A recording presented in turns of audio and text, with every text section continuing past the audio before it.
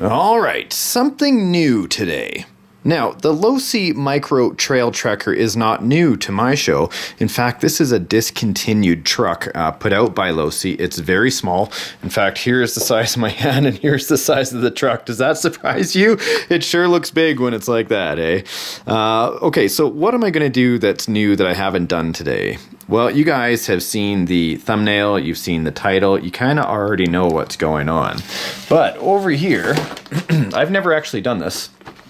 My friend Chris Rappel, I'm going to put a link to his video description box down below, first introduced me to the idea of a Losi Micro Trail Trekker quad build, a few years ago. And ever since then, I've been on the lookout for a good model. Now, I also saw this on Facebook. I wish I could remember the guy's name. It was just kind of in my news feed where they had actually done a conversion. And I thought, I might as well. Because if I've been looking for so long, I know there's so many people out there that want to have like a micro quad or a razor or something like that to pull behind their 1/10 scales on a trailer. And I think this might be where it's at. Sorry, I got a big bright light in here helping me today on a white background so you guys could really see what's going on, but the reflection there is pretty intense. So anyway, let's get this started. On the back, you can see that it only takes 15 minutes. I did get this model on eBay and it was like super cheap. I think it was like $20 or less. So bonus for a scale body. I'm sure I can paint this and do lots of neat things. There's no driver, but I will be on the lookout for one. Shall we get started? So this trail trekker is already upgraded. You'll see the aluminum bead locks on it. There's actually no foams inside the tire. Front steering servo has been changed out. Got a nice aluminum steering throw arm right here. And of course the tires are perfect for one of these types of builds. Now in the back we do have some lockers. Very nice. So if I get a little bit of torque going on there, I don't have to worry about the back expanding and kind of breaking apart, which of course, this is, I guess I need to tighten on my wheel nut. On-screen bloopers. Well, at least it gives you a good look on the inside there. You can see that it's just a normal hex adapter as well. And what I'm going to do is basically take off the body so you guys can see what's on the inside. Pow. Here is the focus right here.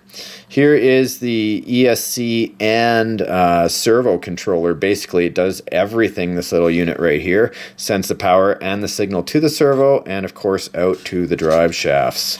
And the motor is also upgraded right under there. I scored this little guy on eBay. I was waiting and waiting. I have several of these already, but not as upgraded as this one already came. So I knew this would be perfect for the build. Now, with the body taken off, you'll see that the chassis is quite small up top. I think it's time that we actually start and get into this build in the back and see if it really does only take 15 minutes.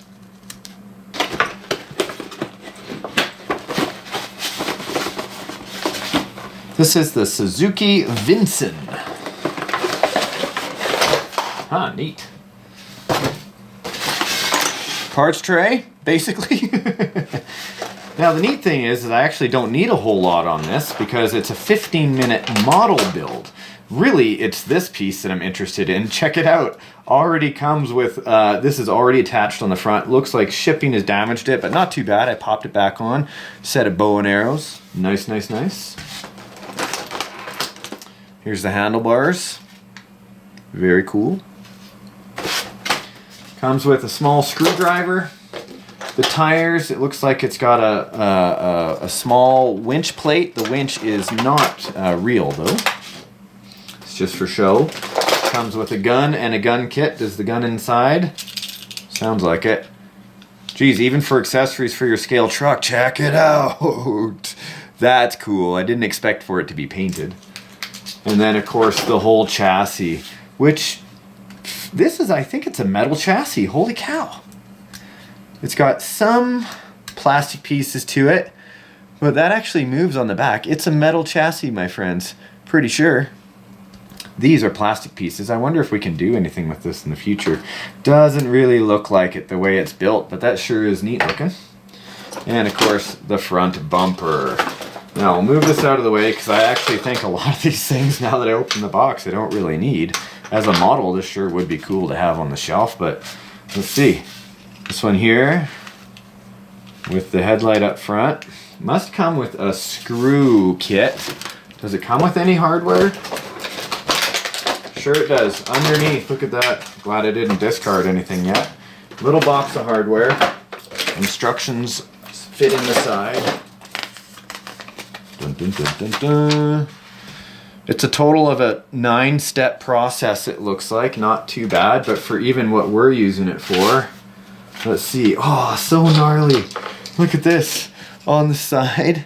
I was looking at this little hoop thing. Like, what's the hoop for? It's for that. Zombie killer going out hunting. Okay, what are we looking at here? So this chassis itself, I want to make sure that I get the screw into those handlebars. Nice, looks like the body post may fit. So if I have to do a relocation of this, I think, the ESC, I could probably move it to this back area and see, I just got it's screwed in there, it's just mounted up on a plate. I wonder if I can actually switch it around. Yeah, these screws here are 0.05. Everybody asks me where I get these hex adapters, and I keep trying to put them in here. I don't have any affiliation to them at all. I just want you guys to know that I use these factory team hex bits. They fit in my drill. They fit everywhere. If you need 5th scale bits, like really big ones, try davesmotors.com. They've got great hex bits for you. And MIP. I use MIP bits quite a bit. So I'm going to try to slide it up under the chassis, just like this. Now it's free and I don't have anything to worry about there. Check this out. With those holes not in the way, it's a little bit of a tight fit. I'm going to have to be careful of the wires. I'm going to put the wire side in first, and then I'm just going to gently force it into place. There. So now it's in, it's flush with the top, it's pretty much flush with the bottom. I still have all of my flex and articulation available. Lots on the front and the back with this little crawler. You like that? So beautiful. I'm going to put a small piece of tape under here to secure it. And now we may be wondering about how am I going to mount up this unit on the top. I agree. I haven't got that far yet. But with everything kind of tucked away and in place now I can kind of dry fit this, and I can see that it's a little bit too skinny. Look at that. I want to drop it down so we don't have that huge gap, but the problem I'm running into is it's a tad skinny. So do I take a torch and heat it up, a heat gun, and try to bend it out? Instead of cutting it, I think that would be the best start, at least. Try and bend it out, and then I can keep everything. It won't be too severe, but we'll see if it works. While I'm here, I may as well take this front bumper, which will be a great accessory, and mount it up on the top. And how I'm going to mount that is just to the body, right on the inside. There are 2 holes on either side. They come with these flat top screws, so it makes it easy just to mount it up. More than likely, I'm going to want to take off the other bumper that's already on there. Or do we have it as a front bumper? I don't think it'll look too good, though.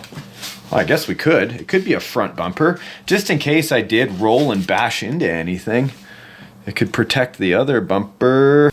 So a few things I've discovered while I was off camera.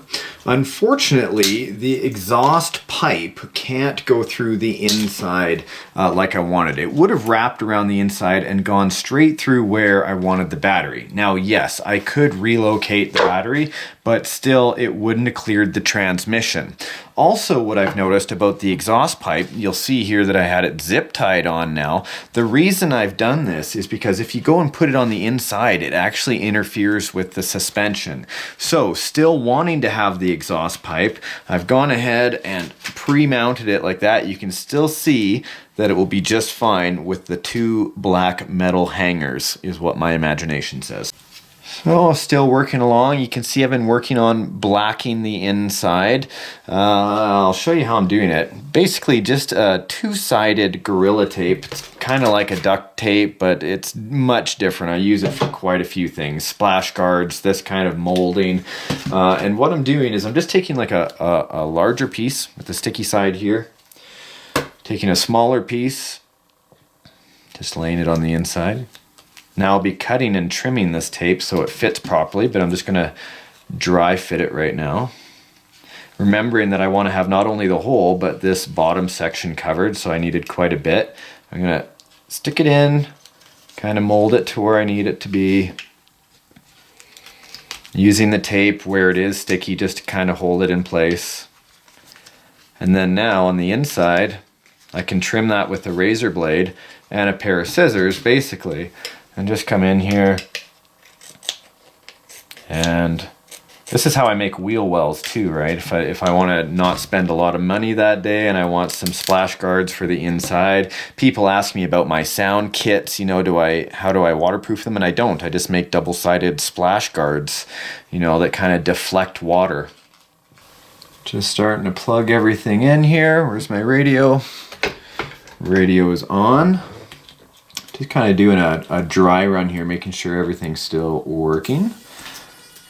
Once I place the body on top, and then I can see how I'm going to mount it.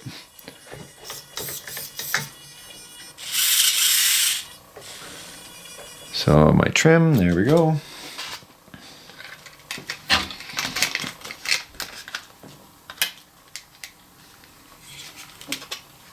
Okay, now one thing I didn't anticipate is the tape is made it, of course, just a little bit wider. So I'm gonna have to be fairly strategic in how I do this. I'll have to trim the inside here. Hopefully I don't trim it too much, a little bit, but not too bad for today's purposes.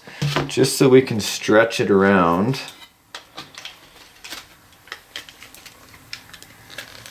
Yeah, not too bad. I could use a little bit more width on it because of the tape. Sorry, you guys are experiencing with this with me for the first time as well. That's pretty much as low as I'm going to be able to get it, but not too bad. I think it looks pretty good. I've got quite a bit of body roll from the extra weight, so what I'm doing is just using very small zip ties here to kind of create some clips for the shocks to help move the springs down and make them tighter. And I'll clip that off, and it actually prevents some of the body roll. So there you have it, my friends. I had to take the tape out because it was causing me too much of a binding issue, and I wanted to cinch the body down fairly far for you to see. So I used some very small zip ties. That is not my permanent solution. I would like to use some earth magnets. I don't have any here, or else I would have installed them for you today, but I will be doing that next. But check it out. That is pretty cool. I'm excited to use this on the show. Hopefully you guys have been inspired. If you have a trail trekker yourselves, you want to do a conversion, check out that tester set that I found on eBay or wherever you guys can find it. And you too can do a quick swap over like I did here. So until next time, guys, I hope you're inspired to try out the RC hobby. Please give us a like click if you like the video, of course. If you're feeling that you're going to be doing it, let me know down below in the video comment section. And if you film it, come back and leave a link. I want to check it out. Guys, thanks a lot, and we'll see you in the next episode of RC Adventures.